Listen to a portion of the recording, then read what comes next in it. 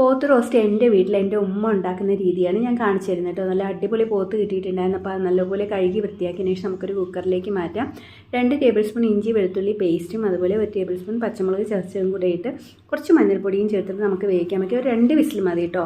ഒരു കടായിലേക്ക് വെളിച്ചെണ്ണ ഒഴിച്ചു കൊടുത്ത് അതിലേക്ക് ഒരു 3 സവോള തിന്നരിഞ്ഞിട്ട് നല്ലപോലെ വഴറ്റുക. ഇതിലേക്ക് നമുക്ക് 1 ടേബിൾ സ്പൂൺ ഇഞ്ചി വെളുത്തുള്ളി പേസ്റ്റും കൂടെ ഇട്ട് അതൊന്നും കൂടെ വഴറ്റുക കേട്ടോ.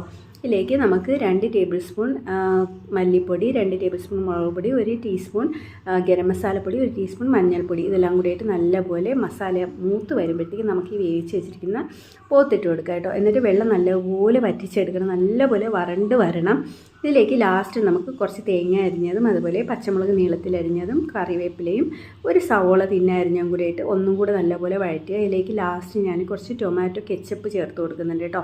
അത് കംപ്ലീറ്റ്ലി ഓപ്ഷനിലാണ്. അതിൻ്റെ കൂടെ ഈ കുരുമുളക് പൊടിച്ചതും കൂടി ചേർത്ത് കൊടുത്തു കഴിഞ്ഞാൽ അടിപൊളി ടേസ്റ്റാണ്. ട്രൈ